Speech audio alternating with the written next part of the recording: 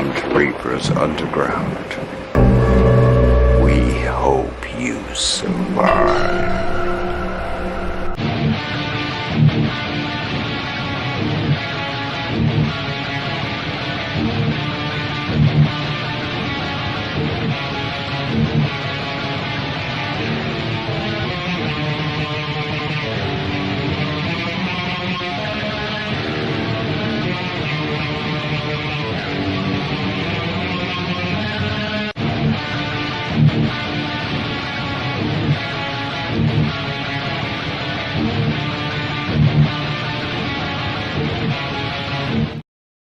What is up, my demons? Yes, it is that time again. This is episode number 3 of Reaper's Halloween horror series, the annual horror series where I bring you the best in horror. Anything from actors, actresses, directors, writers, you name it, I bring it. Anything that is hello good. And let me just tell you, it's definitely not a trick this time. It is an absolute treat. With me tonight, I got the legendary, the man, the myth, the larger than life, Clifton Taylor, who I have had the pleasure of working with and proud to call him family. And man, he's got so many. I thought I wore so many hats in this business. This motherfucker right here has just as many, if not more, that he wears. And we're going to be talking about that. So if you are a pro wrestling fan, if you are a horror lover, and of course, all you demons that tune in every single time are, you need to make sure that you wake up your sister, your mama, your auntie, your cousin, your sister, and say, hey, it's time to watch. So share this out anywhere and everywhere that you know that there is a pro wrestling fan or a horror lover. Before we get into the great history and career of Clifton Taylor here, we're going to go ahead and take a quick commercial break to our brothers over in the UK at Poison Valley Scareware. Check that shit out.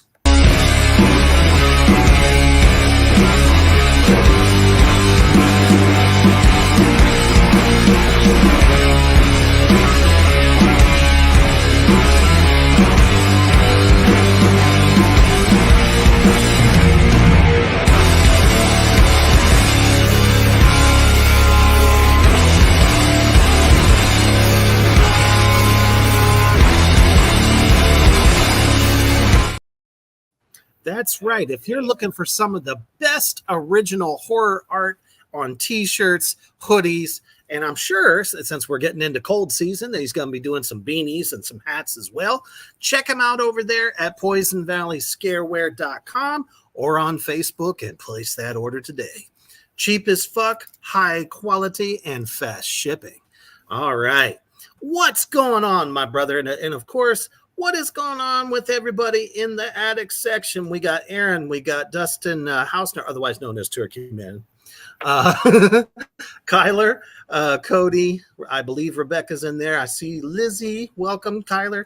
Everybody, welcome. How are you doing, my brother? What's up? You are, apparently. This is all about you, my dude. Unholy fuck. So you are, well, actually, before I start my spiel, let us just say, hey, as of today, we give all of our congratulations and or best wishes to Terrifier 3 as it has hit theaters, which is why I'm wearing my Art the Clown. Hell yeah. Hell yeah. Here this evening, I don't blame you, or earlier today. Definitely get out there and support the great David Howard Thornton. All right. So, man, you are so busy. If you're not wrestling, if you're not putting down opponents in the ring, you're fucking rocking it on screen. Now, my question is, which one came first? The chicken or the was egg? Was it pro wrestling or was it acting? Acting. Acting came first. Acting, I grew up acting, so my earliest memories was acting in theater and stuff, and church and schools, and right up into high school. And wrestling didn't come till I was actually in my 30s. So yeah, that is amazeballs. So what type of acting what were you doing? Like mostly theater productions? It was all theater. Yeah, it was just growing up in theater. It was all that stuff. I did a lot of improv stuff when I was younger. Ooh. And at the end of high school, then I was, I thought it was get a job, find a nice girl, and start a family, and just pay your bills, and white picket fence. And I was like, damn, this sucks. Fuck, so fuck this normal life, man. I'm like, this isn't me. So yeah, after letting that life eat me up for another almost 20 years, I thought, all right, it's time to, my kids are now growing up, so it's time to get back to work on the shit that I like to do. So yeah, most definitely, man. We got so many comments out here. Babylon says, love that Fangoria shirt, man. My fave as a kid. Oh, still my fave. Yeah. I mean, shit, that's something like fucking Hit Parader magazine or Circus magazine. We all latest Fangoria edition right there. Look at that. Badass Freddy Krueger 40th year anniversary. Fuck yeah. Yeah. And still hasn't completely destroyed its legacy yet. We're still remembering the good stuff. We don't have a new film to ruin it. Good. That's good. Although they keep trying to tease everybody, don't they, online? We'll see if that ever fucking happens. But so like, what were some of your favorite theater productions? Oh, let's see here. When I was a kid, let's see here. My favorite one that I ever did was a play called The Nitwits. It was one where I can't remember. There's just a bunch of characters. I played like this 80-year-old guy, and I was like 13, I think, at the time. So I had like gray hair. I had like two pairs of bifocals on. I had like an ear horn. And I had to walk around on a crutch talking like an old man. It was so fun as a kid, though, being that. Why was that more Groucho Marx, though? I'm fucking with you. I remember, though, back then, though, it was so cool because I remember that was the first time anyone had ever given me flowers after the show, and I was blown away. Oh, that had to feel interesting. Yeah. Goofy little old man. Well, that obviously means that you struck them, with your talent. You pulled it off. You did a fantastic job. And that's the fucking thing, man. The ability to have the audience sucked into what you're doing, and you just have that gift, man. So at what stage in life did horror really start grabbing you? Horror, very, very early on. I would say what got me into horror was Michael Jackson's Thriller. I remember when that video came out, and at the local, it was a little mom and pop VHS store by my house.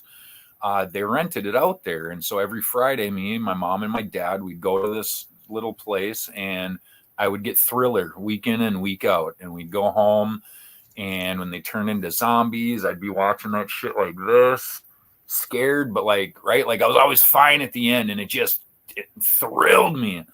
And then nice. So it wasn't crazy choreographing, dancing, and no, that was the fun stuff, right? That's the kid stuff. I like the stuff where it was like, oh, I'm not supposed to watch this. This is scaring me. Yep. And I got the thrill out of that because my parents would let me, if I could do it, they'd let me watch it, Hell and, yeah. Then after that, the big thing that really solidified it, though, was Friday the 13th, Part 7. When that movie came out into the theaters, I was with my mom at the time, and she brought me to the theater to go see Part 7. What a hell And of an introduction to the I'll franchise. never forget the opening to it, which is, you know, the end sequence of part 6. I'll never Yeah. forget that. But then what got me was the part where Jason is chasing the one girl with the glasses Yeah. into the tool shed. She drops her earring. He steps out. She sees him, runs into the tool shed, and she climbs under the thing, and she's hiding. She's peeking through the crack in between the two slats of boards there. And Jason walks in, and there's a lightning strike, and Jason's head turns, and he does the little side thing like he sees her. And dude, when I was a little kid, that part right there, done. And yeah, the rest is history, man. I've been hooked ever since. So See, that's fucking amazing. You know, and it's actually a favorite of most people, as it is Aaron's here. He says part 7 is my favorite Jason movie, which is awesome. I'm still more of a part 6 fan, but obviously I do like part 7. I thought it was very well done. Not to mention Kane fucking Hodder. I mean, can't go fucking wrong there. You know, probably the most iconic of all the Jasons. But I'm a huge CJ Graham fan as well. I think they've all brought something to the role, you know, in different dimensions. We already have a couple of questions here. Let's see. Kyler asks, so can I ask, what is your makeup you do for wrestling based off? I'm going to do something similar with my Haunt character. Yep. Kyler is working in the Haunt industry right now. oh, cool. So actually my face paint, really all it is think of it like Xing out the eyes, right? Sewing over the mouth. Just think of it something like that, right? Like it's just a see no evil, speak no evil. My ears are big as fuck, so they're just gonna stay the way they are. But yeah, no, it was just for wrestling. It was just something real simple. I just wanted something. I wanted face paint. I wanted something simple, but that got the point across. And it's simple. It's effective. It's intimidating. So nice, yes. And we're gonna take a quick look at that because I got a good little picture of it for everyone. And the fact that it's simplistic like that, I think it even stands out more. I definitely dig the idea of kind of Xing out those 3 parts of the face, because obviously it's more of kind of shows like a dead inside kind of thing. At least that's what I get from it. Like just 1000% badass. That's all he is. That's all he is. Yeah. Hey, what's up, Misty? Woo! Misty Wagner in the house. And the great Peter Anthony says, watching the Yankees, but wanted to stop in and say, what's up, boys? His question for you is, what is the best advice you ever got for acting? The best Just like advice. in all the acting you've ever done. Something that sticks out. Slow down. No, actually, I kind of agree with that quite a bit, my man. Because sometimes I think some people get so eager they either speak too fast or they act too fast. Oh yeah, I'm one of those people. So yeah, I'm guilty of that for sure. Slow down. Even when you think you're going slow down some more. Chances are you're still going fast. So that's something I learned in acting and in wrestling. So it's, yep. I think that lends a lot of realism to whatever it is you're doing. Would I be right in saying that? Yeah. Makes it feel more natural. And it's hard for me because I'm like just a fucking 100 miles an hour type person. So like I'm naturally like all over the place. So it takes a bit for me to slow down, man. Well, you know, you see, that's the thing. And that's one of the things that I don't necessarily struggle with it, but I think I'm finding my rhythm with certain characters. The more I delve deeper into them doing speaking lines is, you know, when you're a zombie or a monster, if you're portraying a monster, you get so much adrenaline pumping Mhm. I'm sure it's the same way in professional wrestling. You get so amped up, juiced up, crowds going. I mean, obviously on film it's different, but I always get like my little leg just starts, starting to shake a little bit. And I'm like ready to, tear into this fucking thing, right? And then it's like, wait a minute, zombies don't run. Stop it. So, oh my goodness, that's awesome though. I think that is great advice. New viewer here, Lord Gary Dondo, filmmaker, says I'm binge watching Stranger Things. Right on. Glad to Awesome. have you watching though. Love me some Stranger Things. I haven't gotten through the last season yet, but it's all right. Nice. Oh man, we just got a whole host of this must be friends of yours, I'm assuming. Fans of yours. Marissa Contos. Hi, Clifton.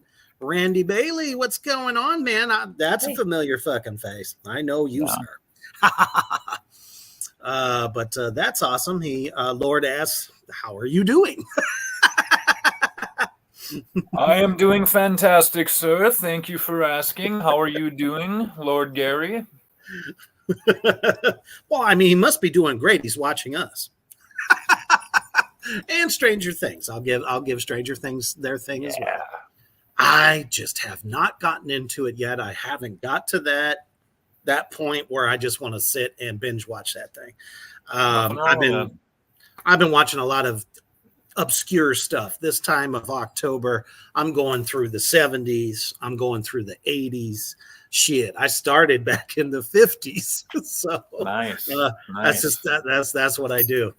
But awesome, man. So did you get into doing feature films prior to pro wrestling? No. So actually it all came about actually. Nope. So started wrestling, and it was actually I was out with an injury. So I had I don't know if you can see that there, but I had shoulder surgery anyway. But no, you can't see it. But I blew up my shoulder in a match in wrestling. I was going against my opponent was Jason Rage, and he gave me what's called a boogeyman slam, where he picks me up, slams me down on my face on the mat, and when I went down and landed, blew up my shoulder. I snapped the bone completely off that actually holds your arm in the socket. Yeah.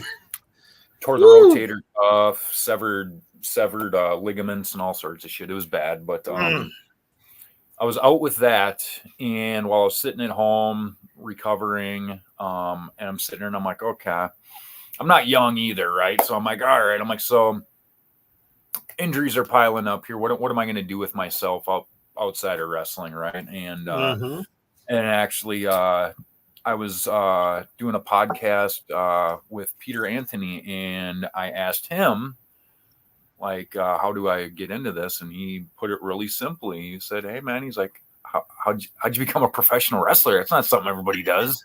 No. Like, how the fuck do you do that, right? And he's like, how'd you do that? And I'm like, right, you just kind of say, fuck it and do it, right? And he's like, exactly. He's like, so F it and go do it. He's like, expect to fail, and on the good chance you'll win some. And I was like, huh, it's that easy, huh? All right, I'm gonna look into this. And then I just haven't looked back, man. So because like with this, I started seeing just I've never been like a big social media guy, but then with like wrestling and stuff, like I had to like start diving into this stuff and promote myself, right? So then I started getting into like other things I like, which is horror stuff. Then I'm noticing like the big horror community and the independent films, and I'm seeing this huge community, and I'm like, what? I'm like, wait, everybody's doing this stuff. Like, why am I not with all these people doing this stuff, man? I'm like, this is me. This is what I do. Where am I? Why am I sitting at home, right? And yeah, man. And I started looking for auditions and everything else, and things have been working out pretty darn good. So I've been very fortunate, man. I absolutely love it. You have the acting chops. Period. Point blank, man. Yeah, I mean, you had them. You had them your whole adolescence into adulthood. I mean, I'm sure at some point you may have stopped for a minute, but I don't think those ever just go away. It never goes very away, animated. right? Like, yeah, like I may have never been active in stuff, but dude, like that's just it though. At home, like I'm the character, right? My kids can't stand going anywhere with me because I'm the biggest kid in the store, right? Like, Right, exactly. yeah, I'm just a big Oh man, overgrown idiot, man. take me into Spirit Halloween. You'll have a real good time. Yeah. Yep. Shit, Walmart, Walmart at midnight. Oh, dress up for hours. They can't get me to leave. Yeah, I know it. So, well, wrestling wise, what got you to say, fuck it, I'm just going to do it? And what was the tipping point there? Did you So have I was at a point. I was at a point in life. So one thing with me, so I also have a very checkered background. Okay, I've gotten in a lot of trouble, DUIs, prison, all this stuff, right? So, and this was all just the fact I was never taking care of myself, right? I was never indulging myself in the things that make me happy in life, and blah blah blah. But anyways, no, I got to a point. I was in my mid-30s, and kids were getting a little older, and I was just at a spot where I just hated life, man. I'm like, here I am. I keep getting these 9-to-5 jobs, right? I'm making somebody else rich while I'm busting my ass. Gotta love that. Like, I shine at every job I have, but I don't care. I don't care about these jobs. None of this means anything to me, right? And so finally, I was like, what am I going to do with myself? I'm like, my two big things, my whole life has always been professional wrestling and movies. And I was like, well, shit. I'm like, I wonder, man. I'm like, I'm still pretty athletic. I'm in pretty good shape. I'm like, I wonder. And I started looking around for wrestling schools, and there was nothing around the area, and I'm in Minnesota. There's nothing around at the time. And I was like, oh, and so I was looking down south. I was looking into Atlanta, actually. And I kind of made the choice that I was going to be willing to travel down there to follow my own dreams in life. And I sat my kids down and talked to them about it. And at that time, they both asked if I wouldn't leave them. And I said, okay. And I said, well, let's give it 2 years. And then if not, I said, I'm going to go down there for school, just for the school. I'm not like running away, but just for training. Right. And they said, okay. But then lo and behold, it was 2017, and I'm sit down for dinner with my grandmother, and she drops the newspaper in front of me. And she goes, look, some former WWE wrestlers just opened a school in Brooklyn Park. And I went, what? Grabbed the paper. I looked at it. I'm like, oh my God. I drop it down, drop my fork. I literally grabbed this paper and ran out of the house, hopped in my car, drove exactly where it said the building was right then and there. Got there, just barged inside the building, go in there. They got class going. There's a wrestling ring there. And here's fucking Mr. Kennedy. Here's, Molly Holly. Here's Arya Davari. I'm just like, oh my God. I'm like, whoa, dude. I'm like, hey, so you guys are wrestlers? I need to do this. I'm like, no, nothing else. I'm like, I have to do this. And, they got me signed up and in there, and we were off and running really quick.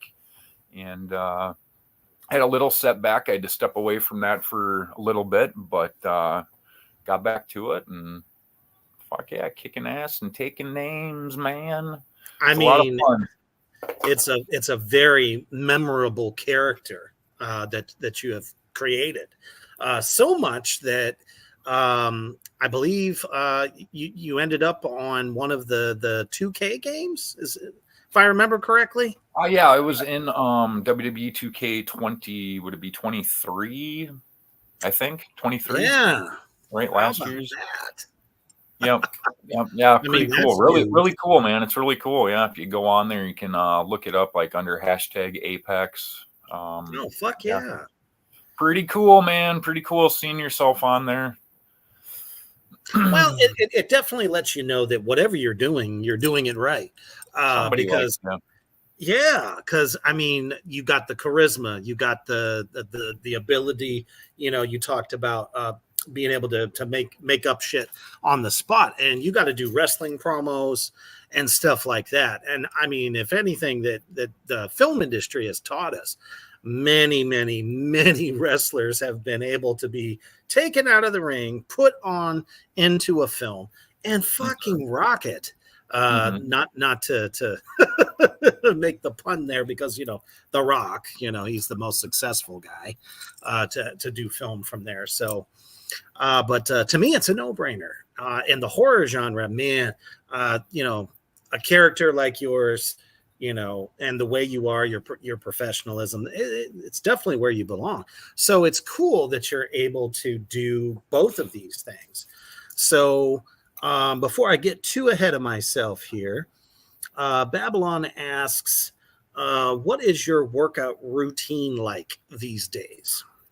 These days, my workout routine is, let's see here. So like I get up in the morning. I usually wake up about an hour and a half before I have to go to work. I will get up. I will do 10 to 15 minutes of ab exercises. And then I eat my breakfast. I get ready for work, go to work. Then when I get home, I work out for 45 minutes, eat dinner. And that's typically, so then like today it was biceps. I hit really hard for 45 minutes. What's up, Keith?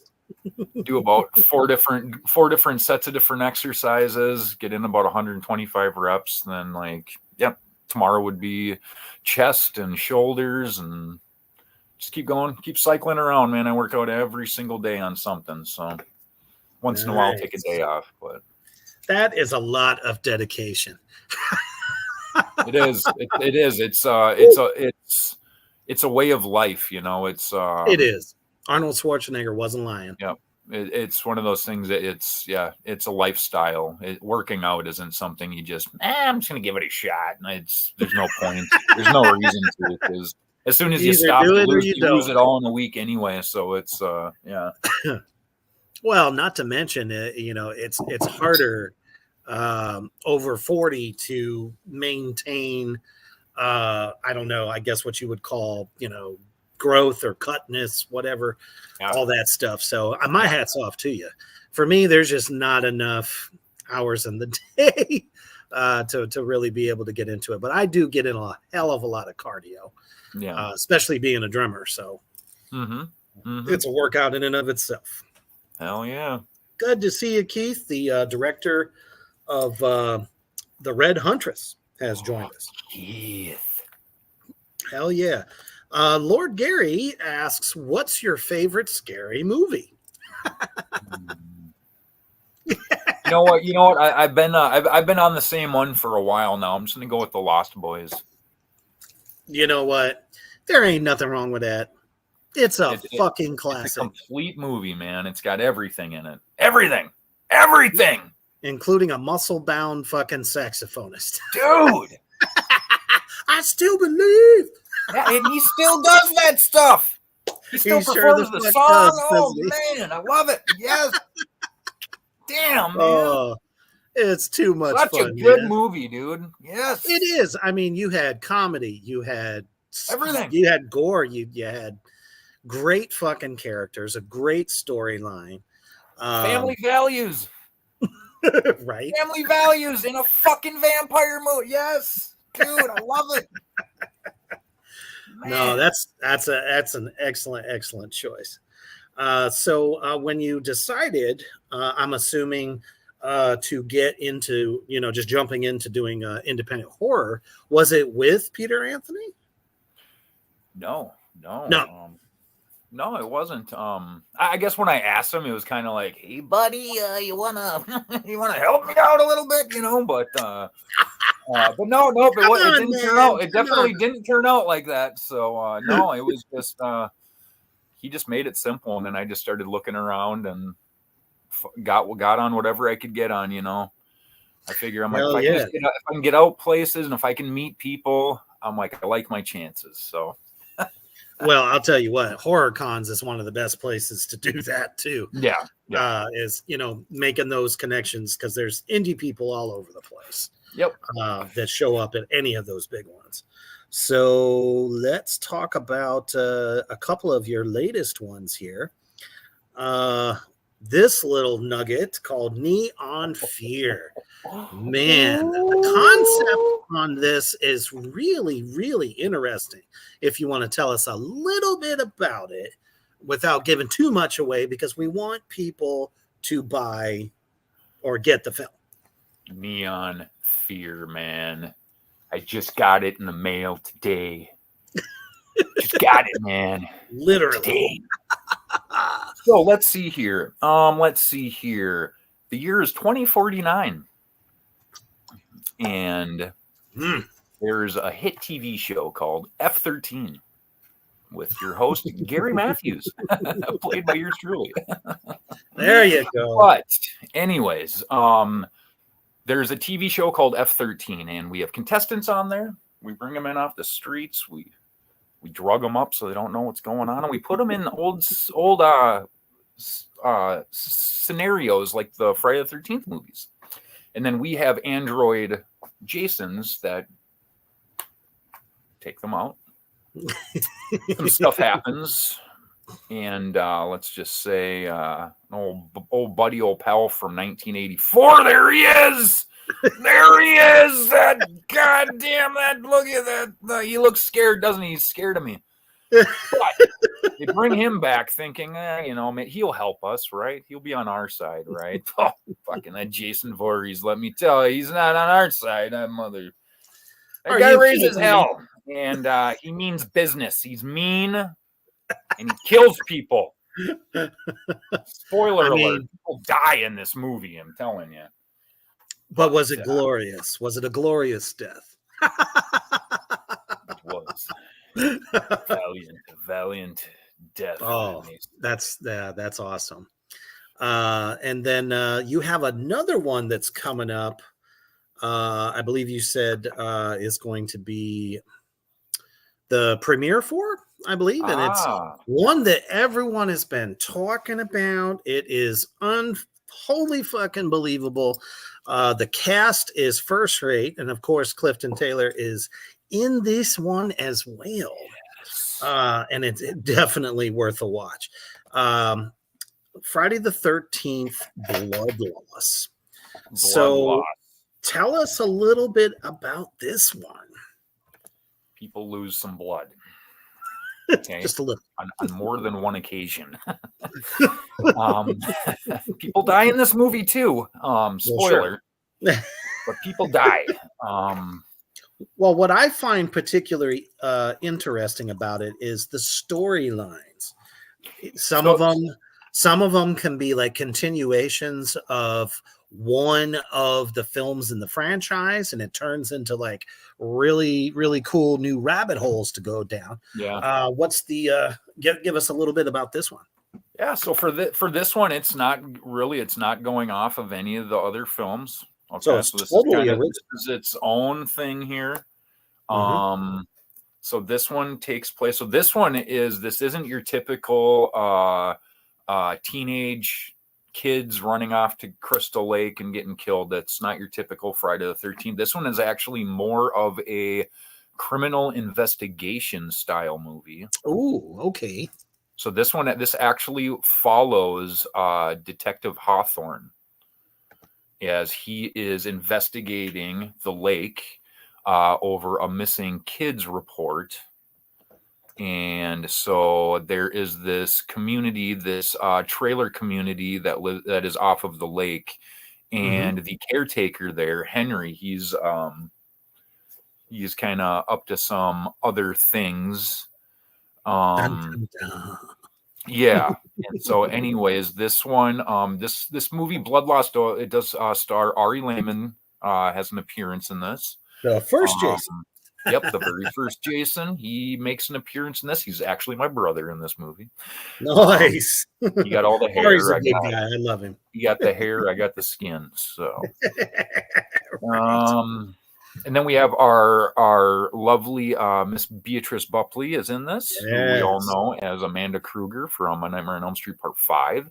She gets to don the beautiful blue sweater and be Pamela Voorhees. So Beatrice is actually the first actor to play both Freddy's mom and now Jason's mom on screen. So that is very cool. Extremely iconic even. Yes. This one too, also, this is a first for any Friday the 13th. We have Christian Bester, who he plays Detective Hawthorne. So he's the main character in that, but then he also dons the hockey mask and plays Jason Voorhees. Ooh, double duty.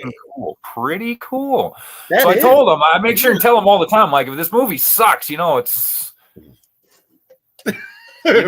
it's all because of you, buddy. That's a lot of pressure. A lot of pressure to hold on one's shoulders. No pressure. It's your movie, man. But we had a blast on there too.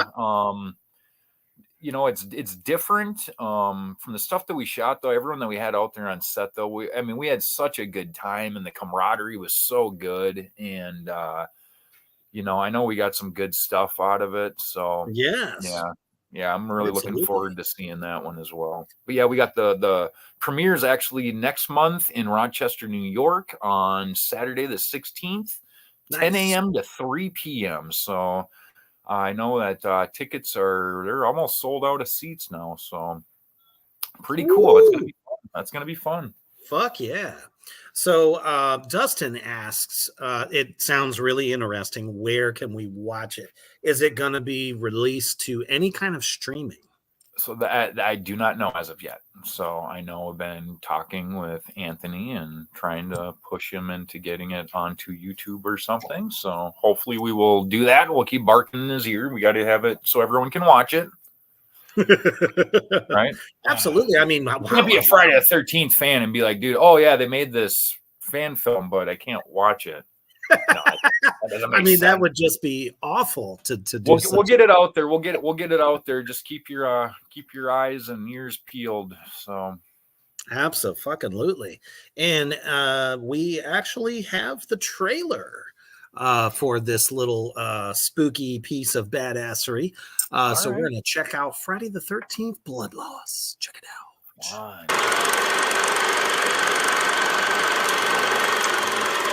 Listen, if you talk to Charles, he probably told you that I was assigned to the case of the missing boy.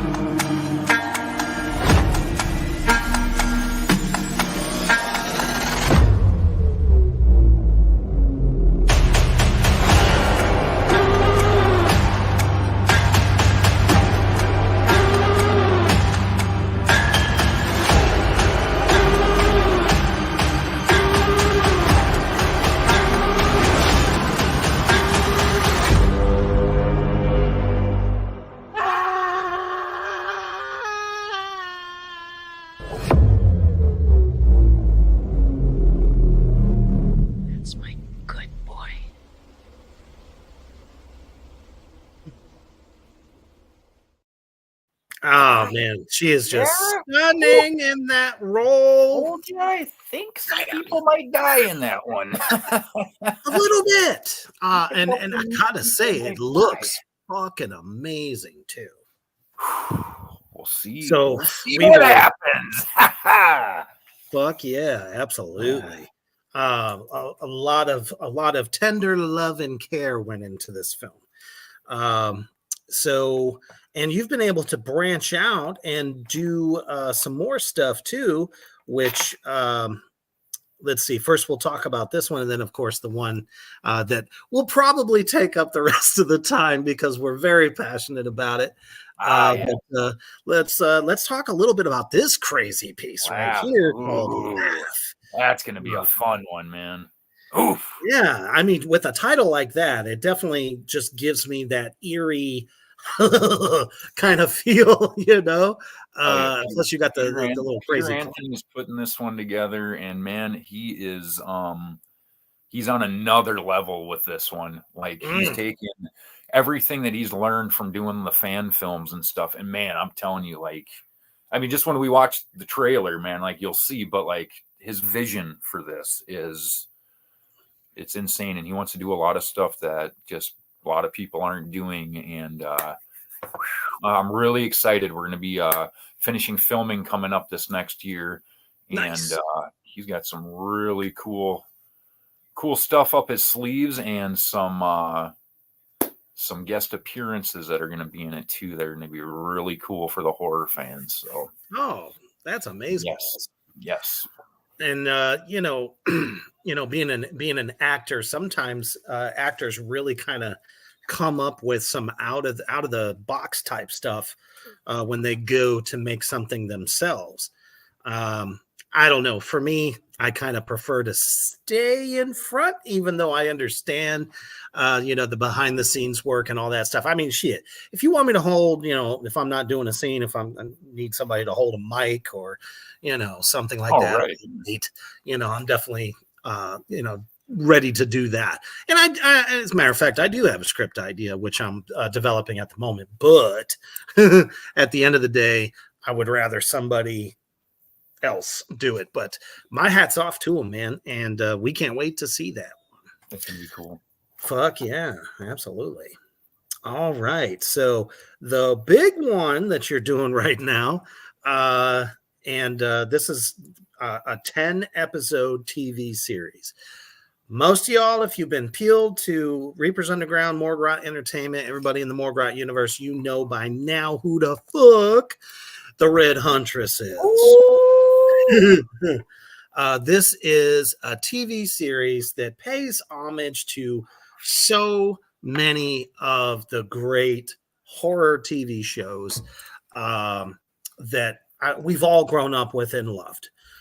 If you were a fan of Supernatural, if you were a fan of Buffy the Vampire Slayer, the series, not just the film, but the series, and so many other cool ones, even like the witch ones, they had Salem and, so many different shows. It's got elements, I think, from a lot of them, which is why I feel this one's going to really catch fire.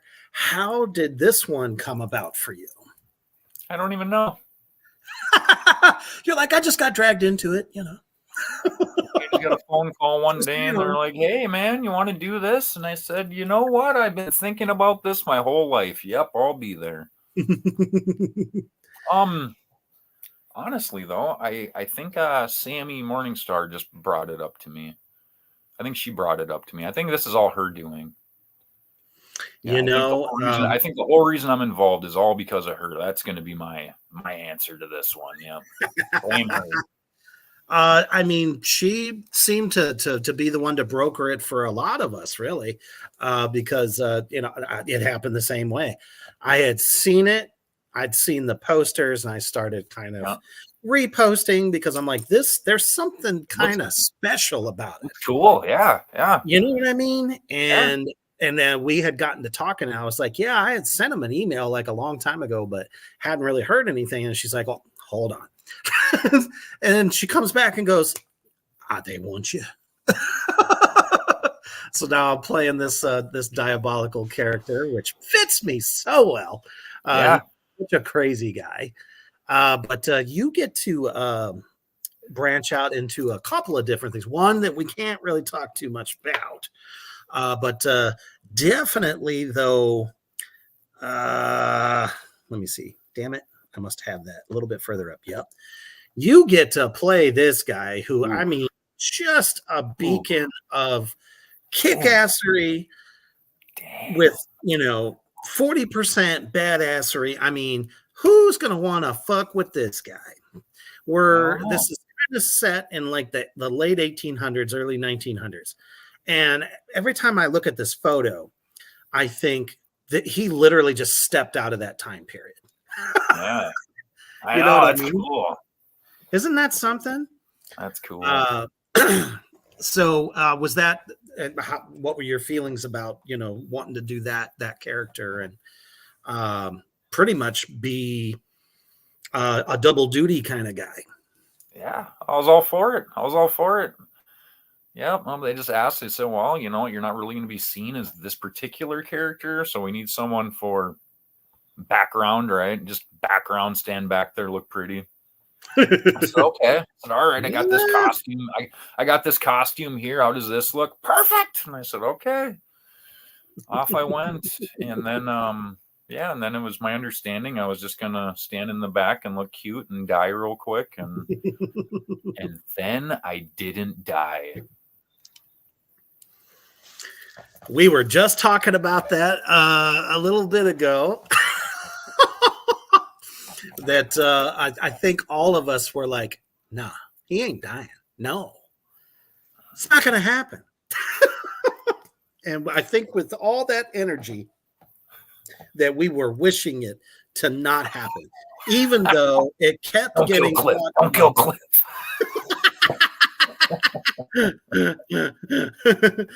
Keith says, shh, there's a plan. I don't know nothing. He don't know. Neither do I. So yeah, we're all just kind of going off of speculation because he did not, in fact. Well, we can't say. But there's so many different great things. I mean, we're going to be encountering demons. What about this? Oh, yeah. Okay. All right, go on. Go on. Okay. Demons, vampires, werewolves, all the wonderful, great, oogie boogie, spooky-licious type stuff that we all grew up loving, all in one show. And I feel that there is something so special about this. And what was your experience like there? I had a blast. Drive 7 hours out there, right? 7 hours on the road. I can attest to that. Yep, get out there. Oh, hey, everybody. Handshake, hug. I got to piss really bad, right? Right. At about an hour and 30 minutes of getting there, I have to pee, right? And I'm like, I can just hold it. And then, of course, that hour and 30 minutes turns into 3 hours once you get into Illinois, right? So I'm holding it. I rush in there. Handshake, hug. Keith grabs me and says, hey, come here. And he rushes me into the garage, gets me all suited up, taking pictures. And I'm like, right? Hadn't even been there 5 minutes yet.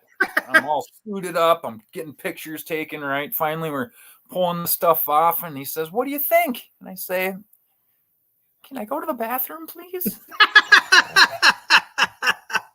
I mean, it's definitely a different world. We're living in theirs, not ours. But no, it was a great time. It was an absolute blast. I had an absolute blast out there. I loved everybody. So, yeah. Cody from Morgrot Entertainment, my brother, he says, I'd love to play a vampire that's ancient and or from Viking times. You hear that, Keith? That's be very cool, yeah. I think it would be pretty badass, most def.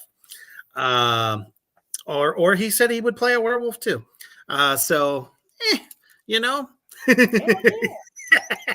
Keith said, I heard. Oh, did you hear that, Cody? He said, send him my way. We will definitely make that happen. I think we've just made history here on Reapers Underground. But man, and I got to tell you, you were just a beacon of energy and light on this set, as a lot of us were. You, me, Misty, Sammy, Lisa, just everybody. I don't know. It's like we just all bonded together. And I don't know. It was, and that's where the magic happens when you have a cast that can. We didn't know each other really from Adam, some of us, but damn it, we came together and it just felt natural. Yeah. You know what I mean? And that's the that was just it though. It was natural, man. It was just like you got around everybody and it was just natural. Yeah. For real. Like comfortable with everybody. I loved it. Hell yeah. Because I was looking so forward to meeting you. And it's like when you did, I felt like we'd known each other for like 20, 25 fucking years. Right. Yep. So bad fucking ass. And then, somebody captures you in a very unique situation on video, Oh, and that motherfucker went viral. oh, oh. I wanted to get it in for the show, but we'll have to show it another time, or you can go to Clifton's Facebook to see it. This fucking thing. The hips don't lie, man. The hips don't lie. Never have I seen anyone dance with an axe like that. To the step of the disco. Who was that? Oh my god! Did you know you were being filmed at the time? I did. Did you? I did actually. Yeah. Okay. Well, that's you why played I up over to at it the really, end. really good. But yeah, man. So we're ready, for the first episode to come out. So bad. We want everyone to see this thing. It looks fucking amazeballs. What about that? The miniature village that Keith is building? Oh yeah. The lights and Keith is the wizard master from the future. There's nothing that this man can't do. He acts, he directs, he created this thing, and all this other stuff. It's unreal to me. And he'll be on tomorrow night. So we'll definitely get more into that aspect. But yeah, we, everyone has been super supportive. And I think when people see you in this, they're going to see just what you bring to the table in more ways than one. Because I mean, even though, being the farmer guy who's part of the mob, basically, you commanded that mob. You did. You got them riled up. And at one point, I felt so fucking bad because I said something and you died for about. Oh, dude. Oh, your voice, that character and that voice. Oh my god, I had to quiver down in front of or behind the person in front of me because I couldn't stop laughing. Oh my god. Oh, yep. Well, I'm the town crazy, so something crazy is going to come out of my mouth. I'm the one warning, everybody about this stuff. No, it was perfect. It was spot on. Keith said, "Just do the tick." Anyway, it's amazing. That's going to be my trademark forever. I love it. But yeah, so looking forward to the rest of this as well. Do you have any more projects coming up that you're working on, both wrestling and film? Well, wrestling right now, I'm just be back in start training again on Monday. Oof. So this is just me getting back into the swing of things here. So Monday I'll be back in the ring, kind of testing everything out, see where my body's at. See if I can get through some strenuous stuff and then go from there. Then it would be doing some matches at the training facility before I say, okay, let's go beat somebody up. But where do a lot of the bigger shows happen mostly? Oh, they're everywhere nowadays, man. It's crazy. There's promoters everywhere. I know Midwest All-Star Wrestling, MAW, they're one of the biggest promoters out here. Their big show is actually, it's in 2 weeks, I want to say, and it's Grand Slam. Huge, cool. Though. They always get a bunch of the WWE superstars out there for that stuff. And wow. But that's always a real fun show to do, so. Yeah. Have you gotten to work with, some of your favorites?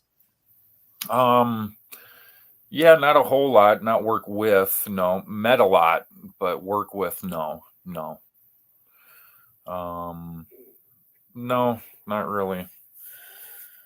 Yeah, awesome. I don't know. Wrestling's wrestling, but that's okay. I mean, that's gonna be around the corner. I don't even know what the future holds for that. So Right. Like I had sepsis at the beginning of the year and damn near died, and I'm trying to come back from that. And so I don't even know if Oh wrestling's no, I actually think he's the frozen. future. Oh, there Oh, I'm you are. frozen. Gotcha. You were frozen first. You were for a second. Oh. But he's back. It's the Yeah, no, I got a bunch of movie projects coming up too. We got a short coming up, Thrill Kills Volume 2. That'll be made by Anthony and Mandy Camano. I got the beginning of the year, we got a movie down in Texas called Birthday Bash. Yes. I got a lead role in that one. I play a dude by the name of Kale. Nice. I'm really looking forward to that one. That one's going to be fun. It's like a comedy horror. It's going to be just over the top, gory. I can't wait. Oh yeah. But yeah, man, there's a Something about bunch of Texas. stuff. Got all sorts of stuff lined up going into next year. So, say we finish up Laugh next year. Got some other stuff I just can't really talk about yet. So, Right. Exactly.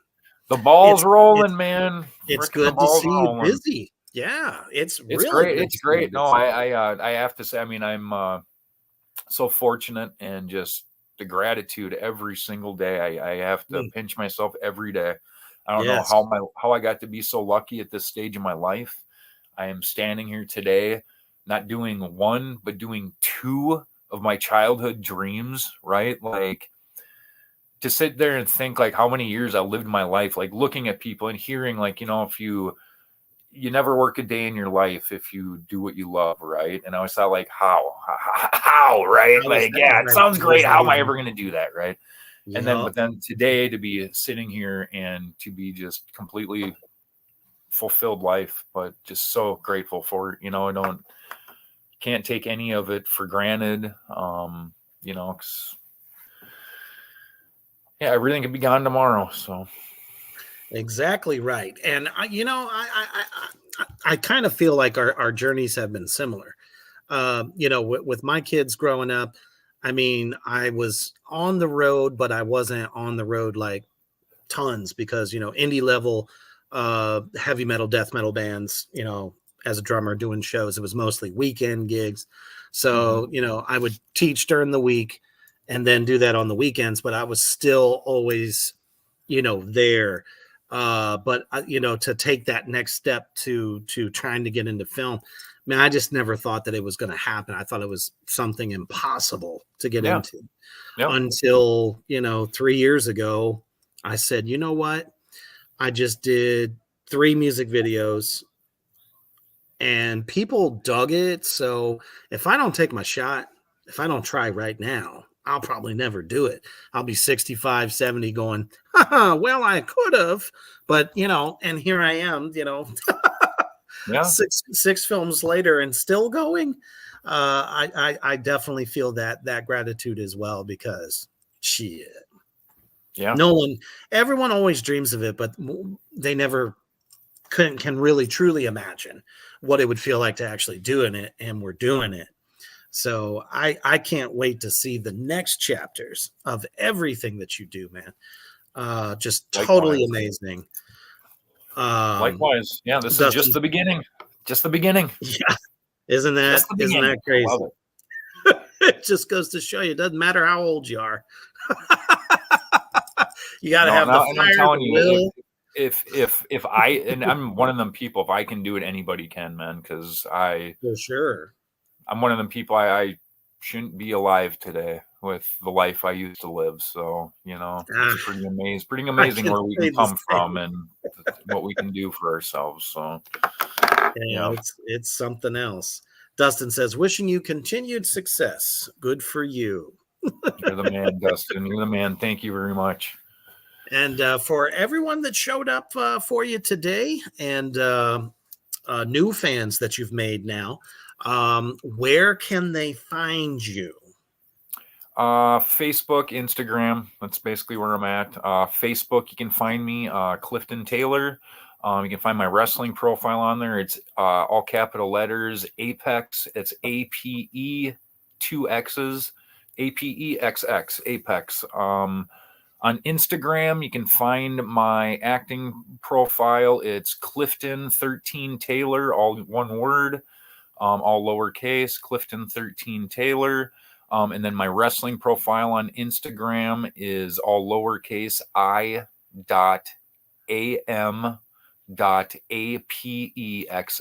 So that's I.m.apex.